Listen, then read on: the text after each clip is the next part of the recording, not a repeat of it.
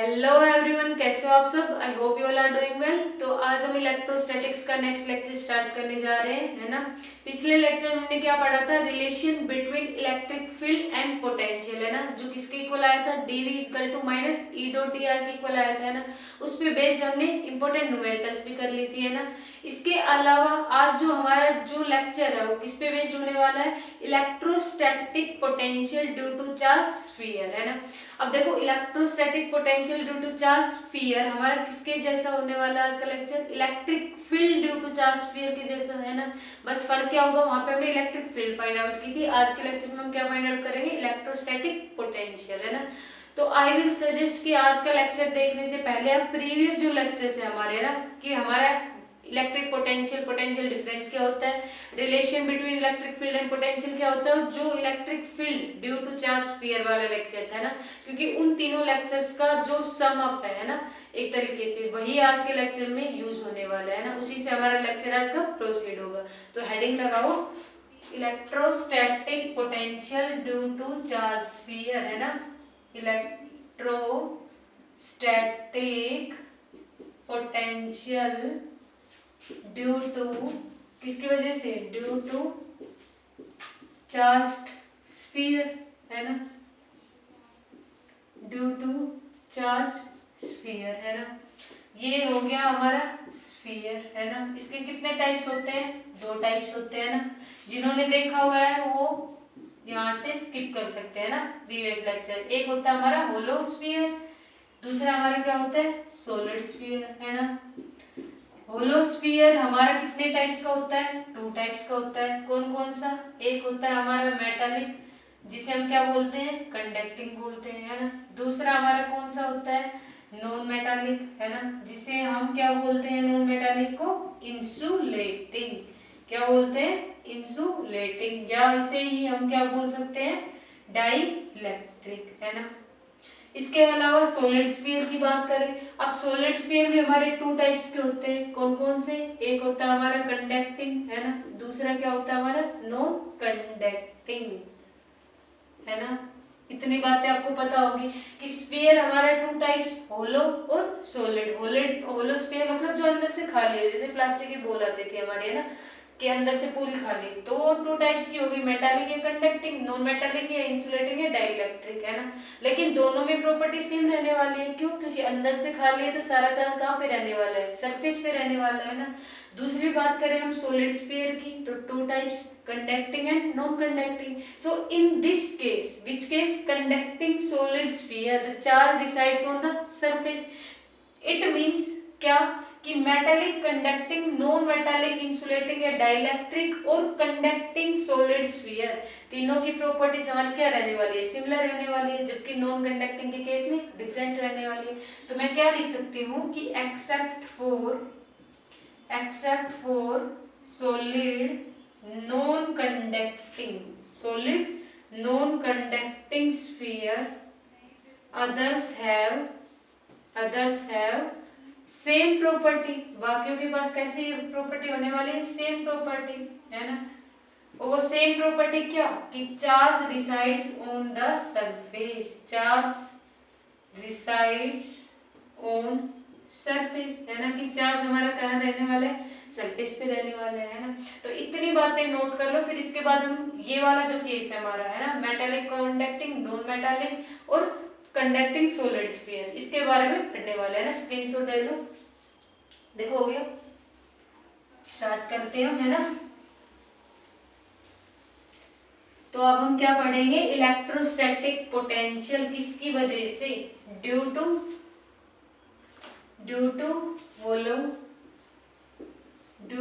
होलो sphere, है ना। वो होलो स्फीयर भी कितने टाइप्स का, कंडक्टिंग प्लस नॉन कंडक्टिंग, है ना, conducting plus non conducting and solid conducting, है ना। वो होलो स्फीयर था, ये सॉलिड कंडक्टिंग स्फीयर, है ना।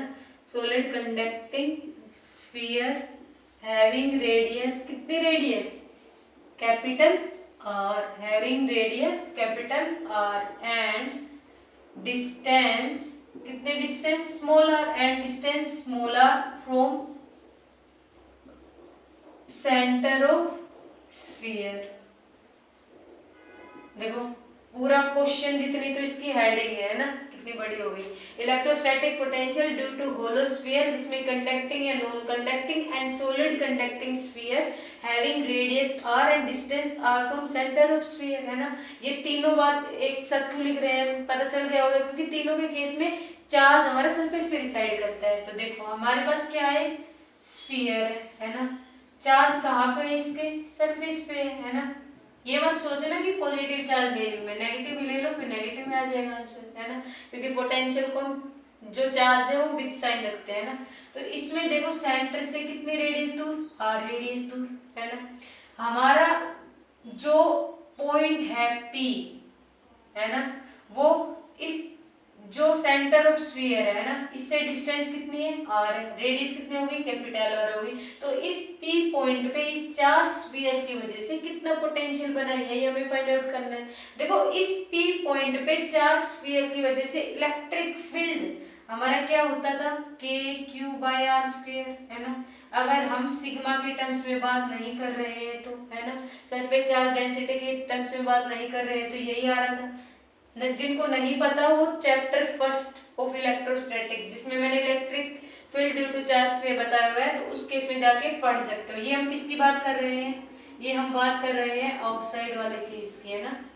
आउटसाइड वाला केस मतलब जब हमारा स्मॉल आर ग्रेटर हो किससे, कैपिटल आर से। देखो स्मॉल आर इस कैपिटल आर से बड़ा ही तो है ना, उस केस की बात कर रहे हैं हम, है ना। तो इतनी बात समझ में आई। तो अब हमें इलेक्ट्रिक फील्ड की वैल्यू पता है, आउटसाइड केस में KQ/r² आता है। कल के लेक्चर में हमने पढ़ा था, है ना, डेल्टा V किसके इक्वल आता है हमारा, बताओ, माइनस इंटीग्रेट E.dr के इक्वल आता है ना। जिन्होंने पढ़ा होगा relation between electric field and potential आसानी से बता सकते हैं, है ना, कितने अच्छे से पढ़ा था हमने। तो अब मुझे बताओ, देखो delta V equal to minus E.dr, मुझे इस P पॉइंट पे पोटेंशियल फाइंड आउट करना है, लेकिन पोटेंशियल तो हम दो पॉइंट की हेल्प से फाइंड आउट करते हैं, लेकिन यहाँ पे तो एक पॉइंट है। अब हम क्या करेंगे, देखो ऐसा जब भी केस आता है तो हम दूसरे पॉइंट को कहाँ पे जूम कर लेते हैं, इनफाइनाइट पे, है ना। मैंने मान लो दूसरा पॉइंट इनफाइनाइट पे जूम किया, यहाँ पे जूम किया, इस इनफाइनाइट से हम इस चार्ज को कहाँ पे लेके आ रहे हैं, P पॉइंट पे। कुछ W एक्सटर्नल होता है ना, तो जो पोटेंशियल डिफरेंस होता है हमारा किसके इक्वल होता है, W एक्सटर्नल अपॉन में Q0, है ना, चार्ज, है ना। ये सारी बातें मैं बता चुकी हूँ जो मैंने पोटेंशियल वाला कंसेप्ट बताया। लेकिन आज हम उस वाले W एक्सटर्नल वाले फॉर्मूले को यूज नहीं करेंगे, आज हम इलेक्ट्रिक फील्ड वाले फॉर्मूले को यूज करेंगे। क्यों, क्योंकि आउटसाइड वाले केस में हमें फील्ड पता है और हमें ये फॉर्मूला भी पता है ना। तो अब मैं क्या करूंगी, मैं इस डेल्टा V की जगह क्या मैं ऐसे लिख सकती हूँ, VP minus V infinite is equal to minus integrate E.dr, कहाँ से कहाँ तक, इनफाइनाइट से R तक। ये मैं कहाँ जा रही हूँ, इनफाइनाइट से R तक। समझे ये बात। देखो कैसे लिखा मैंने कि मान लो मेरे को P पॉइंट पे फाइंड आउट करना है पोटेंशियल, लेकिन मुझे दो पॉइंट चाहिए, तो मैंने दूसरा कहाँ जूम कर लिया, इनफाइनाइट पे। यानी मैं इनफाइनाइट से कहाँ पे आ रही हूँ, P पॉइंट पे आ रही हूँ। यानी इनफाइनाइट हमारा इनिशियल पॉइंट, P हमारा फाइनल पॉइंट, तो V final minus V initial, है ना, ऐसे लिखते हैं हम। तो V फाइनल क्या हो गया हमारा, VP, इनिशियल क्या होगा हमारा minus V infinite is equal to minus integrate कहाँ से कहाँ तक, इनफाइनाइट से R, क्योंकि हम इनफाइनाइट से R पे जा रहे हैं, इन्फिनिटी से हम कहाँ जा रहे हैं, R पे जा रहे हैं, E/dr, है ना। अब एक बात और है कि देखो पॉजिटिव चार्ज की हमारी फील्ड कैसे होती है, आउटवर्ड डायरेक्शन में, यानी इस डायरेक्शन में हमारी क्या होगी, फील्ड होगी, है ना। कितनी सिंपल सी बात है। तो अब वैल्यू पुट करते हैं हम Vp माइनस, देखो V इनफाइनाइट की वैल्यू क्या होती है हमारी, 0। हमें पता है V इन्फिनिटी पे हमारी वैल्यू क्या होती है, 0, इसीलिए हमने V इनफाइनाइट वाला केस लिया, क्योंकि हमें दूसरे पॉइंट पे, यानी ये जो V इन्फिनिटी वाला पॉइंट इस पे हमें पोटेंशियल पता है, तो हम Vp पे फाइंड आउट करेंगे कैसे, V इनफाइनाइट का क्या हो जाएगा हमारे 0 पोटेंशियल माइनस इंटीग्रेट, है ना, इन्फिनिटी से R। अब इस इलेक्ट्रिक फील्ड की वैल्यू आउटसाइड के केस में क्या होती है, KQ/r², ये वैल्यू पुट कर दो, KQ/r².dr, है ना। बस कुछ नहीं करना, इसको इंटीग्रेट कर दो, VP इज इक्वल टू में माइनस K कांस्टेंट होता है, Q कांस्टेंट होता है हमारा, KQ, K यूनिवर्सल कांस्टेंट नहीं होता, मीडियम पे डिपेंड करता है ना, बता चुकी हूँ मैं बात सारी। कहाँ से कहाँ तक, इन्फिनिटी से R तक, है ना। बचेगा क्या यहाँ पे 1/r², है ना, dr, कोस 0 डिग्री, है ना। यानी कि VP हमारा किसके इक्वल आया, माइनस के क्यू, है ना। 1/r² का इंटीग्रेशन करोगे तो -1/r आता है इनफाइनाइट से r तक। देखो ये बातें पता चली कैसे लिखी है मैंने, कि देखो E डॉट dr है, डॉट का मतलब डॉट जब भी आता है तो हम क्या लेते हैं, कोस वाला कंपोनेंट लेते हैं ना। यहाँ पे मैंने कोस 0 डिग्री लिया है। कोस 0 डिग्री क्यों लिया है, मतलब कोस 0, देखो कोस 0 क्यों लिया है, क्योंकि इलेक्ट्रिक फील्ड इस डायरेक्शन में जा रहे हैं हम, है ना। और इसी में ही क्या हो रहा है, हमारा dr हो रहा है, डिस्प्लेस करा रहे हैं ना, यहाँ से इस पॉइंट से दूसरे पॉइंट पे जा रहे हैं, है ना। ये जो देखो माइनस इनफाइनाइट से r है ना, इसको मैं ऐसे भी तो लिख सकती हूँ, r से लेके इनफाइनाइट प्लस, इस माइनस की जगह मैं प्लस लगा दूं तो मेरी लिमिट भी रिवर्स हो जाएगी, यानी r से लेके इनफाइनाइट हो जाएगी। तो r से इनफाइनाइट के लिए है ना, तो पॉजिटिव वैल्यू, तो उस केस में हमारा क्या आएगा, कोस 0 ही तो आएगा, है ना। एक ही बात है, वो है ना, समझ गए होंगे। तो कोस 0 होगा, कोस 0 की वैल्यू क्या होती है, 1 होती है। 1/r² का इंटीग्रेशन करोगे तो क्या आता है, -1/r। देखो 1/r² का इंटीग्रेशन dr के रिस्पेक्ट में करोगे तो ये r⁻² है ना, इसमें पावर में एक ऐड करोगे, पावर डिवाइड में आएगी, यानी r⁻1 है ना, ऐसे। तो इसको हम क्या लिख सकते हैं, -1/r लिख सकते हैं, है ना। यही लिखा है मैंने, -1/r, इन्फिनिटी टू r, कुछ नहीं करना, लिमिट रखनी है, रख दो। Vp = -kq, है ना, माइनस इस r की जगह r ही रखोगे तो यानी -1/r आएगा, है ना। एक ये फॉर्मूले वाला माइनस, एक upper limit minus lower limit करते हैं, तो ये प्लस हो गया। ये भी अब इस r की जगह इनफाइनाइट रख दो, इनफाइनाइट रख दिया, है ना। तो 1/इनफाइनाइट क्या हो जाएगा हमारा, ये 0 बन जाएगा, है ना। तो Vp किसके इक्वल आ गया हमारा, kq/r के, आउटसाइड के केस में। तो आउटसाइड के केस में हमारा Vp किसके इक्वल आ गया, kq/r, है ना। यानी कि ये कैसे बिहेव कर रहा है, ये Vp = kq/r हमारा कब आता है, जब हमारा चार्ज कहाँ पे रखा हो, सेंटर ऑफ स्फीयर पे रखा हो। पॉइंट चार्ज वाला फॉर्मूला आ गया, है ना, kq/r, स्मॉल r है ना, r का ध्यान रखना है, स्मॉल r और कैपिटल R दोनों अलग अलग चीजें है ना। तो यानी kq/r, तो ये क्या बिहेव कर रहा है कि इट सीम्स दैट q, ये total charge q is placed at center of sphere, है ना। सेंटर ऑफ स्फीयर वाला लग रहा है कि हमारा जो टोटल चार्ज है वो सेंटर पे रखा हुआ है ना, तब हमारी फील्ड ये आती है, और पोटेंशियल हमारा kq/r जो पॉइंट चार्ज के लिए आता है ना।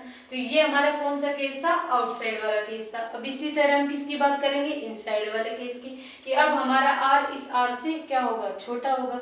तो उस केस में हमारा Vp किसके इक्वल आएगा, kq/r के ही इक्वल आएगा, लेकिन kq/R आएगा डिवाइड में, यहाँ पे स्मॉल r है तो वहाँ पे कैपिटल R आएगा। कैसे करेंगे, वहाँ पे इलेक्ट्रिक फील्ड 0 हो जाएगी ना। स्क्रीनशॉट ले लो, फिर उसको करते हैं ना हम इनसाइड वाले केस को। तो देखो अब हम कौन सा केस करेंगे, अब हम करेंगे इनसाइड वाला केस, है ना। ये समझ आया होगा सबको, इतना टफ नहीं था। अगर हमने इलेक्ट्रिक फील्ड पढ़ा हो किसकी वजह से, चार्ज स्फीयर की वजह से। तो आज का जो अभी हमने पढ़ा, देखो जिन्होंने देखा होगा सबको पता होगा, कुछ हमें नया नहीं किया ना। Relation between electric field and potential वाला कंसेप्ट यूज किया, पोटेंशियल क्या होता है वो वाला कंसेप्ट यूज किया एट अ सिंगल पॉइंट, है ना, और इलेक्ट्रिक फील्ड वाला कंसेप्ट यूज किया। अब सेकंड हम किसकी बात कर लेते हैं, जरा थोड़ी सी इनसाइड वाले केस की बात कर लेते हैं ना।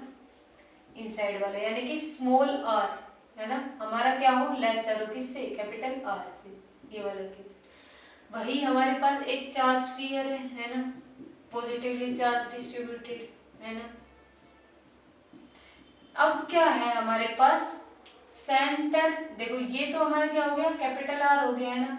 अब जो स्मॉल r है हमारा, ये स्मॉल r, ये हो गया, यानी ये स्मॉल r हमारे इस कैपिटल R से क्या है, छोटा है ना। और इस पॉइंट पे हमें, पॉइंट P पे हमें क्या फाइंड आउट करना है, पोटेंशियल फाइंड आउट करना है। तो देखो इनसाइड के लिए, इनसाइड वाले केस में जो हमारा इलेक्ट्रिक फील्ड होता था एट पॉइंट P, वो क्या होता था, 0 होता था। क्यों होता था, बड़ा सिंपल था, क्यों, क्योंकि सारा चार्ज कहाँ पे डिस्ट्रीब्यूटेड है, हमारा सरफेस पे डिस्ट्रीब्यूटेड है ना। इलेक्ट्रिक फील्ड का फॉर्मूला हम निकाले तो क्या होता है, फोर्स बाय चार्ज, है ना। चार्ज ही हमारा क्या है अंदर इनसाइड केस में 0 है ना। तो इलेक्ट्रिक फील्ड हमारी क्या आएगी, 0 आएगी, ये आती थी। तो अब क्या पोटेंशियल भी हमारा 0 आएगा, है ना, ये हमें फाइंड आउट करना है। तो देखो वही फिर से कंसेप्ट, डेल्टा वी किसके इक्वल होगा हमारा, minus integrate E dot D R के इक्वल होगा, है ना। अब मुझे बताओ सेम वही कंसेप्ट की जो पोटेंशियल डिफरेंस होते हैं तो हम 2 पॉइंट का निकालते हैं, यहाँ पे तो केवल 1 पॉइंट है, तो दूसरा पॉइंट क्या है, इस बार भी हम इनफाइनाइट पे एज्यूम करेंगे, नहीं कर सकते, है ना। इस बार हम इसको सरफेस के अराउंड एज्यूम करेंगे। देखो इनफाइनाइट पे क्यों एज्यूम नहीं किया, क्योंकि देखो हमें पता है कि हमारा सरफेस पे, है ना, एट सरफेस, सरफेस पे हमारा जो निकल के आता है इलेक्ट्रिक फील्ड वो क्या आता है, के क्यू बाई कैपिटल आर आता है। क्यों, क्योंकि हमने जब आउटसाइड वाले केस की बात की थी, आउटसाइड वाले केस में क्या हुआ था, हमारा इलेक्ट्रिक फील्ड अभी पढ़ा ना हमने, के क्यू बाई स्मॉल आर आता है, सॉरी वी है ना, पोटेंशियल के क्यू बाई आर, ये वी है ना, अभी पढ़ा। के क्यू बाई आर कैसे आएगा, क्योंकि देखो अभी हमने जो सरफेस होता है ना उस पे इलेक्ट्रिक फील्ड हमारा के क्यू बाई किसके इक्वल आता है, आर स्क्वायर के इक्वल आता है ना, जिसको हम कैपिटल आर भी लिख सकते हैं। क्यों ऐसा क्यों किया, क्योंकि सरफेस पे स्मॉल आर और कैपिटल आर दोनों बराबर होंगे, तो स्मॉल आर जहाँ पे हो उसको आप कैपिटल आर में कन्वर्ट कर सकते हो ना। भाई सरफेस पे रखा हुआ है, सरफेस पे हमारा रेडियस आर तो होता है और आर ये स्मॉल आर भी हमारा सरफेस पे है ना, तो दोनों आर आर बराबर होंगे, है ना। आउटसाइड वाले केस में भी हमारा के क्यू बाई आर था, इलेक्ट्रिक फील्ड कितना था हमारा, के क्यू बाई आर स्क्वायर था, है ना। तो स्मॉल आर की जगह में कैपिटल आर रख दिया है सरफेस के लिए, है ना। तो अब जब देखो सरफेस पे हमारे पास क्या है, के क्यू बाई आर स्क्वायर है ना, और इनसाइड वाले केस में क्या है हमारे पास 0 है ना। ये आउटसाइड की हेल्प से हमने सरफेस का फाइंड आउट किया है, इसलिए मैंने लिखा है ना कि आपको आउटसाइड का पता है तो सरफेस बड़ी आसानी से निकाल सकते हो, स्मॉल आर को कैपिटल आर से रिप्लेस करके, है ना। तो इनसाइड में यानी अंदर हमारा फील्ड क्या है, 0 है, और बाहर हमारा फील्ड सरफेस पे कितना है, के क्यू बाई आर स्क्वायर है ना। तो के क्यू बाई आर स्क्वायर और अंदर हमारा 0 यानी सडन चेंज हो रहा है ना। तो जब भी हमारा सडन चेंज होता है क्या वहाँ पे हम इंटीग्रेट और डिफरेंशिएट कर सकते हैं, नहीं कर सकते, डिसकंटिन्यूअस हो जाएगा ना हमारा फंक्शन, हम तो कंटिन्यूअस फंक्शन के लिए यूज करते हैं। तो आप क्या करें, ये तो गड़बड़ हो गई है ना। तो अब हम क्या करेंगे, हम सरफेस के लिए एज्यूम ही नहीं करेंगे, है ना, बाहर के पॉइंट के लिए हम एज्यूम ही नहीं कर रहे फील्ड, है ना, क्योंकि देखो आउटसाइड वाला केस ले रहे तब भी हमारे पास जो इलेक्ट्रिक फील्ड है वो के क्यू बाई आर स्क्वायर आ रही है, यानी इस 0 से तो कुछ ना कुछ ज्यादा ही है ना। तो हम ना तो आउटसाइड वाला ले सकते हैं ना सरफेस वाला ले सकते हैं, हम क्या करेंगे, जस्ट क्लोज टू सरफेस लेंगे, है ना, जस्ट क्लोज टू सरफेस की एग्जैक्ट सरफेस पे भी नहीं, जस्ट क्लोज टू सरफेस। तो इस सरफेस पे क्लोज लोगे तब भी तो फील्ड हमारी क्या होगी, 0 होगी। क्यों, क्योंकि सरफेस पे चार्ज डिस्ट्रीब्यूटेड है ना कि जस्ट क्लोज टू सरफेस, है ना। तो इसको लेने का मतलब क्या हुआ, कि इसको लेने का मतलब ये हुआ कि जब हम इंटीग्रेट करेंगे तो हम कहाँ से कहाँ तक करेंगे, हम इस S पॉइंट से P पॉइंट तक करेंगे, कि हम S पॉइंट से P पॉइंट तक क्या लेके आए, चार्ज को लेके आए, पॉइंट को लेके आए, है ना। अब यहाँ पे हमें पॉइंट पे पोटेंशियल फाइंड आउट करना है, तो पोटेंशियल डिफरेंस क्या हो जाए, हम कहाँ से कहाँ तक जा रहे हैं, S to P जा रहे हैं, है ना। तो मैं क्या लिखूंगी इसको, Vp माइनस Vs लिखूंगी, क्योंकि फाइनल माइनस इनिशियल, है ना। Vp minus Vs equal to minus, अब देखो इलेक्ट्रिक फील्ड E की वैल्यू इनसाइड के केस में कितनी होती है, 0, तो आप यहाँ पे 0 प्लेस कर दो, है ना। यानी कि Vp तो किसी का इंटीग्रेशन ही नहीं होगा, यानी Vp माइनस Vs 0 के इक्वल होगा, है ना, जो किसके इक्वल हो जाएगा, Vp इज इक्वल टू में Vs किसके इक्वल हो गया, के क्यू बाई आर के, है ना, के क्यू बाई आर के। ये चीज समझ में आई कैसे लिख दी मैंने, Vp is equal to Vs is equal to K Q by R, क्योंकि देखो अब ये क्या है हमारा, Vp किसके इक्वल आ गया हमारा, Vs के इक्वल आ गया ना, कि जो सरफेस के बिल्कुल क्लोज पॉइंट था, है ना, यहाँ पे बिल्कुल क्लोज। तो जब इलेक्ट्रिक फील्ड की वैल्यू 0 थी तो Vp minus Vs equal to 0, है ना, Vp इक्वल टू Vs और ये वैल्यू हमने रख दी के क्यू बाई आर, के क्यू बाई आर। यानी इसका मतलब क्या है, इसका मतलब क्या है, कि इसका मतलब ये है कि जब हम P पॉइंट से इस S पॉइंट पे जाएंगे, इस वाले S पॉइंट पे, ये वाला जो S पॉइंट है, तो हमारी फील्ड कैसी रहने वाली है, 0। देखो फील्ड तो 0 रहेगी, है ना, सोच के बोल रहे हैं मैं, पोटेंशियली तो हमारा नॉन 0 है, फील्ड तो हमारा 0 है ना। तो पोटेंशियल हमारा क्या है, के क्यू बाई आर, यानी ये कैपिटल के constant, capital Q constant, capital R constant, capital R हमारी रेडियस, है ना।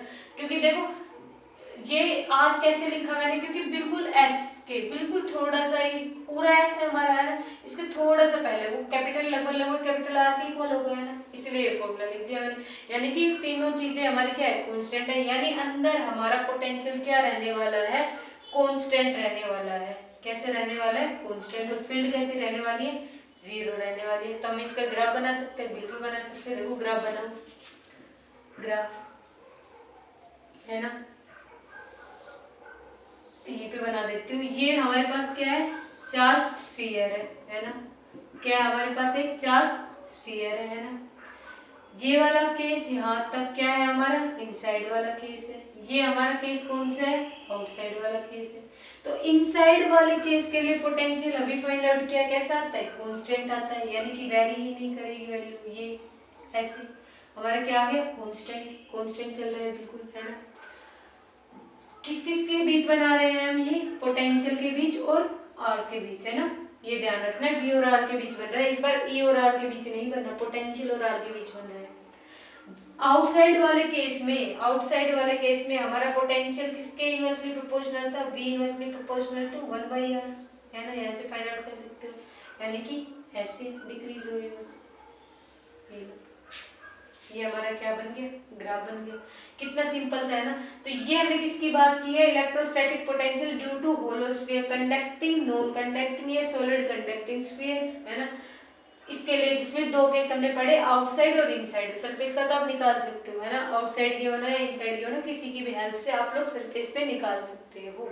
तो इसको नोट करो। इसके बाद हम किसकी बात करने वाले हैं, electrostatic potential due to solid non conducting sphere, जो हमारा क्या है, एक्सेप्शनल है ना। तो देखो नेक्स्ट अब हम किसकी बात कर लेते हैं, इसको इरेज कर दूं, है ना, समझ गए होंगे।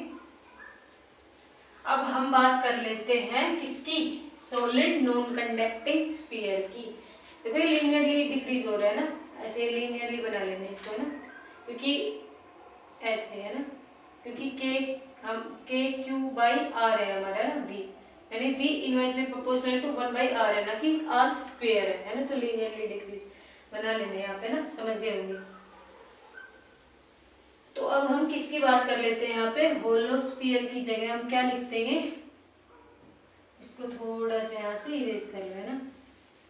तो electrostatic potential due to solid non conducting sphere, है ना। सॉलिड नॉन कंडक्टिंग स्फीयर की बात करेंगे, यानी इस बार हमारा चार्ज वॉल्यूम के अंदर भी होगा, है ना, क्योंकि नॉन कंडक्टिंग है। मान लो हमारे पास ये क्या है, स्फीयर है ना, पॉजिटिवली चार्ज है ना। अब क्या है, हमारी सॉलिड नॉन कंडक्टिंग है, नॉन कंडक्टिंग है मतलब चार्ज कैसे बनेगा, नहीं ये तो गलत हो गया ना। तो देखो सरफेस पे नहीं बनाना है ना, हमें क्या बनाना है, नॉन कंडक्टिंग है, यानी अंदर बनेगा इस बार, है ना। यही देख रही थी मैं, आप लोग ऐसा बना रहे होंगे ना, बहुत सारे बच्चे बनाने भी लग गए होंगे ऐसे। ऐसे नहीं करना। देखो फर्स्ट केस हम क्या लेंगे, इसमें भी आउटसाइड वाला केस लेंगे, है ना, यानी कि हमारा स्मॉल आर बड़ा हो किससे, कैपिटल आर से। ये हमने स्फीयर बना लिया। इस बार हमारा चार्ज सरफेस पे ना रह के वॉल्यूम के अंदर डिस्ट्रीब्यूटेड होगा, क्यों, क्योंकि सॉलिड नॉन कंडक्टिंग स्फीयर है हमारे पास, ऐसे होगा, है ना। इसकी रेडियस वही क्या है हमारा, कैपिटल आर है ना।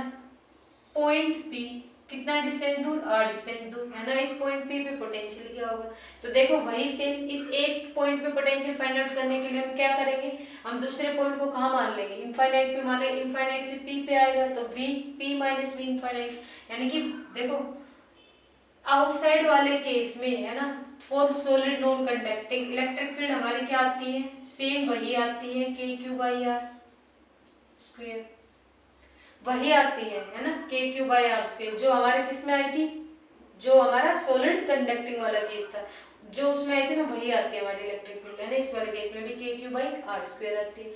तो अगेन हम delta V is equal to में minus E dot D R, है ना। डेल्टा वी अगेन हमारा V P minus B infinite is equal to minus integrate E dot D R, कहाँ से कहाँ तक जाने में, इनफाइनाइट से आर तक जाने में, ना, लिमिट रख दी मैंने।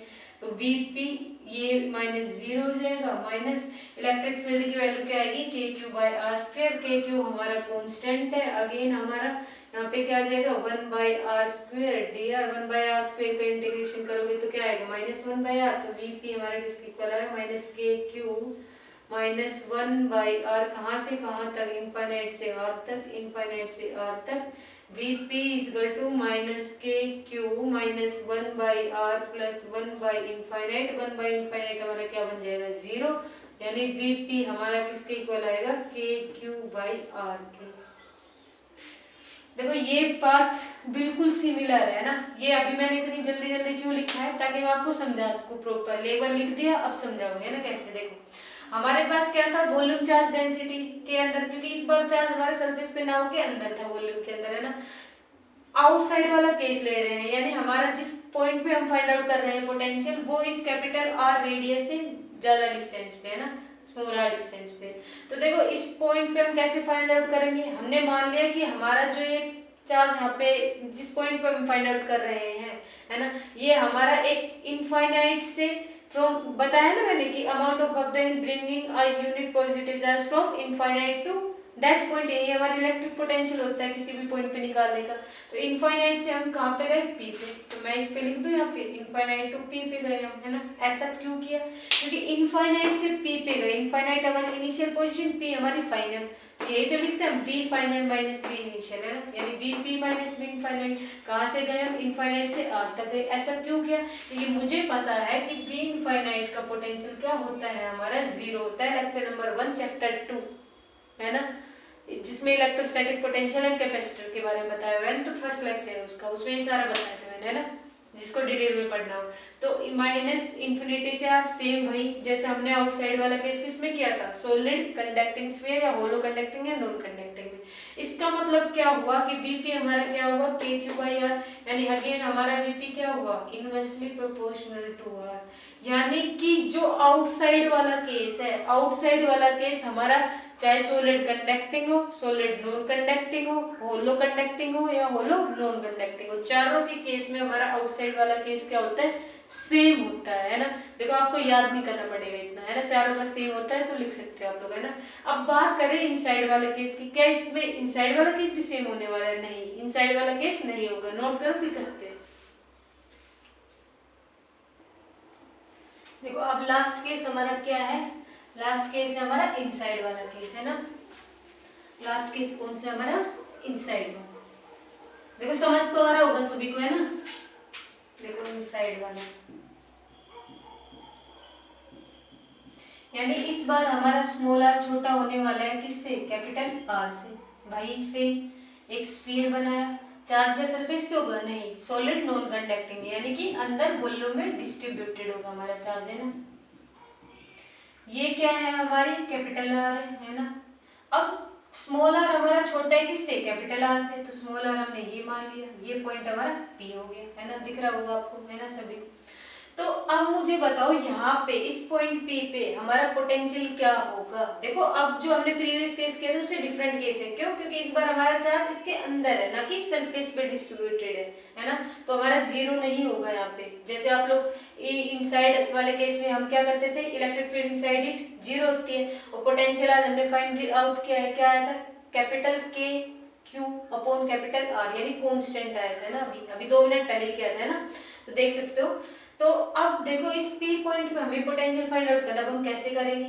देखो इस सरफेस पे हमें पता है ना, सरफेस पे पोटेंशियल हमारा क्या आएगा, सरफेस पे पोटेंशियल हमारा kq/r आएगा, है ना। क्यों, क्योंकि आउटसाइड वाला केस क्या, आउटसाइड वाले केस के लिए, आउटसाइड वाले केस के लिए हमारा v क्या आया था, kq/r, और सरफेस पे हमारा स्मॉल r और कैपिटल R दोनों इक्वल हो जाएंगे, तो स्मॉल r की जगह मैं कैपिटल R लिख सकती हूँ, यानी सरफेस पे kq/r आएगा। देखो सरफेस पे हमारा क्या आ रहा है, kqr आ रहा है ना, kq/r आ रहा है, और फील्ड कितनी होती है हमारे सरफेस पे, kq/r² होती है ना। और आउटसाइड वाले केस में हमारी फील्ड क्या होती है, आउटसाइड वाले केस में kq/r² होती है ना। तो आउटसाइड वाले केस में या सरफेस वाले केस में हमारा kq/r² होता है इलेक्ट्रिक फील्ड, और आउटसाइड वाले केस में kq/r² होता है ना। और इलेक्ट्रिक फील्ड अंदर कितनी होती है, इनसाइड वाले केस में 0 होती है ना, यानी 0 से अगर मैं दूसरा पॉइंट, इस पॉइंट P पे पोटेंशियल फाइंड आउट करने के लिए इंफिनिटी पे मानूं, तो इंफिनिटी यानी आउटसाइड वाला केस, वहां पे तो इलेक्ट्रिक फील्ड हमारी k Q by R square होगी, अंदर इलेक्ट्रिक फील्ड हमारी जीरो होगी, तो जीरो से k Q by R square, यानी कितना सडन इंक्रीज हो रहा है ना, कि यहाँ तक तो हमारा जीरो है, इसके जस्ट बाद, इस सरफेस के जस्ट क्रॉस करते ही क्या हो जाएगा k Q by R square. तो ऐसा क्या पॉसिबल होगा? नहीं होगा। क्यों? क्योंकि डिसकंटिन्यूअस बन जाएगा फंक्शन। उस केस में जो हम ये फॉर्मूला लिखते हैं ना, delta V equal to minus integrate E dot D R, क्या वैलिड होगा? नहीं होगा वैलिड। तो उस केस में हम क्या करेंगे? तो हम क्या करते हैं कि हम जस्ट इस सरफेस के बिल्कुल ये एस यहाँ पे पॉइंट कंसिडर कर लेते हैं कि इस एस पॉइंट से हम इस पी पॉइंट के लिए आ रहे हैं, है ना, यानी जस्ट इस सरफेस के क्लोज, यानी कि इस एस की वैल्यू अगर हम सेंटर ऑफ स्फीयर से देखें तो कैपिटल आर की इक्वल ही लगेगी हमें, है ना, कि बिल्कुल इसके जस्ट किनारे, तो कैपिटल आर की इक्वल ही लगेगी हमें, है ना। तो हम क्या लिख सकते हैं? डेल्टा बी, जब हम कहाँ से कहाँ जा रहे हैं, एस टू पी जा रहे हैं, है ना, तो हम क्या लिख सकते हैं? V P minus V S equal to minus integrate. अब रही बात इलेक्ट्रिक फील्ड की, जब इनसाइड वाला केस था सॉलिड नॉन कंडक्टिंग स्फीयर, देखो ये आउटसाइड वाला केस है ना, ये सरफेस वाला केस था। जब इनसाइड वाला केस आता है किसके लिए? सॉलिड नॉन कंडक्टिंग स्फीयर के लिए, तब हमारे इलेक्ट्रिक फील्ड की क्या वैल्यू आती थी? इलेक्ट्रिक फील्ड की वैल्यू आती थी के क्यू आर अपॉन में कैपिटल आर क्यूब, ये वैल्यू आती थी हमारी, है ना। तो इस इलेक्ट्रिक, देखो ये इसीलिए मैंने बोला कि आज का लेक्चर स्टार्ट करने से पहले जो हमने electric field due to charge sphere पढ़ा था, वो lecture relation between field and potential, है ना, और इलेक्ट्रिक पोटेंशियल क्या होता है, ये तीनों लेक्चर आप लोग देख लो तो आज का लेक्चर अपने आप हो जाएगा।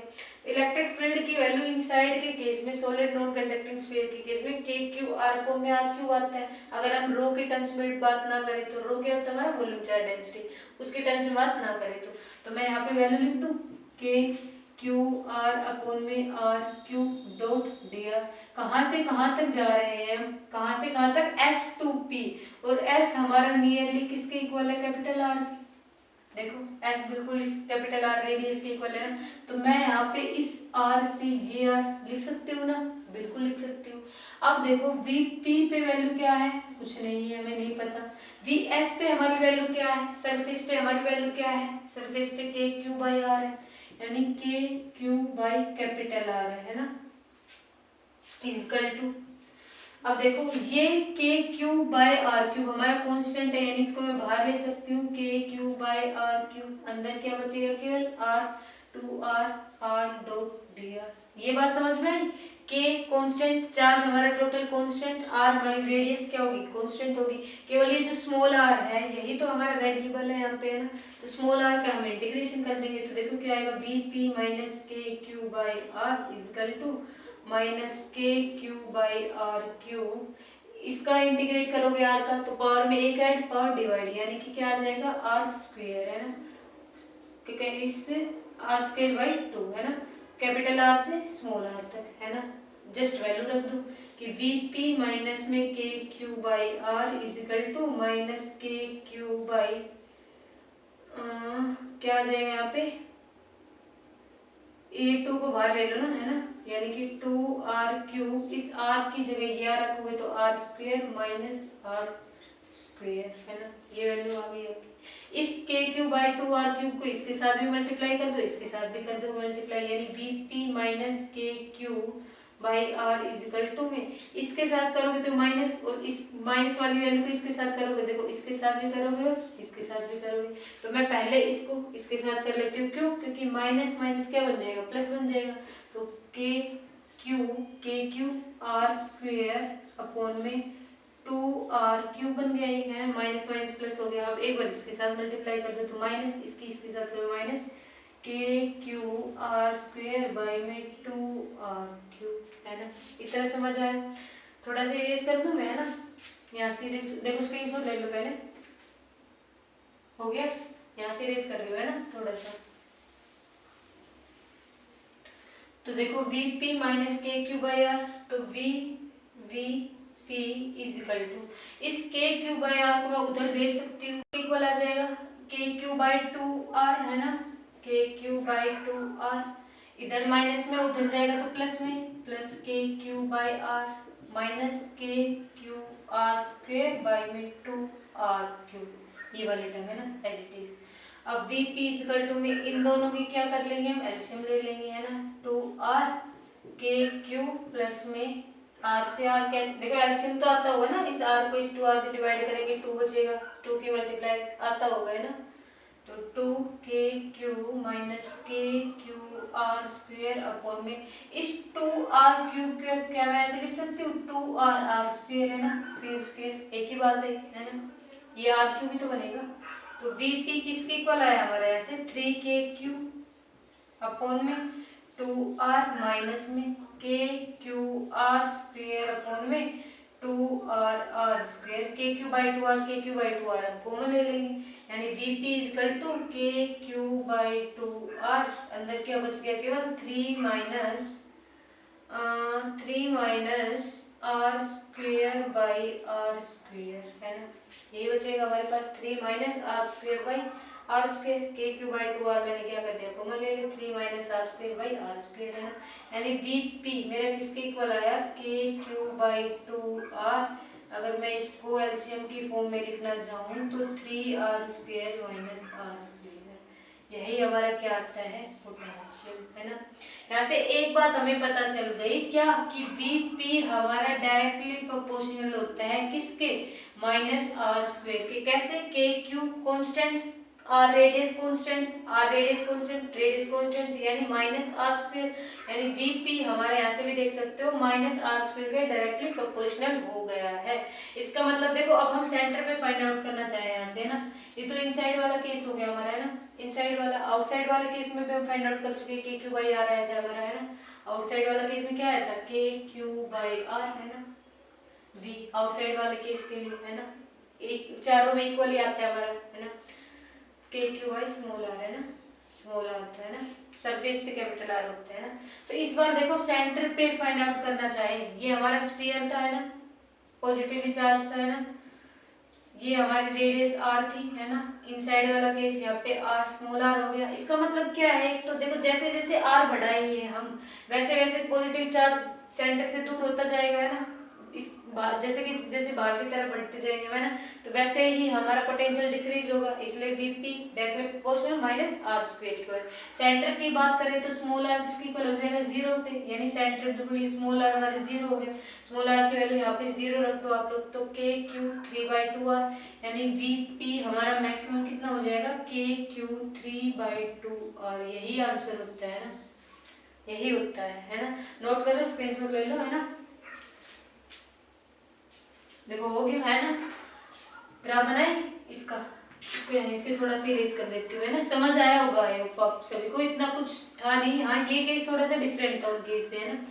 देखो ग्राफ की बात कर लेते हैं हम थोड़ा, ग्राफ देखो ग्राफ कैसे बनाएंगे, हमारे पास क्या है एक स्फीयर है ना, कैसा है इस बार वो सॉलिड नॉन कंडक्टिंग है ना, ये वाला केस है ना, ये हमारा क्या है इनसाइड वाला केस है, ये क्या है हमारा सेंटर सी, सेंटर सी पे क्या है मैक्सिमम कितना 3k³/2r है ना, 3k³/2r v हमारा है यही।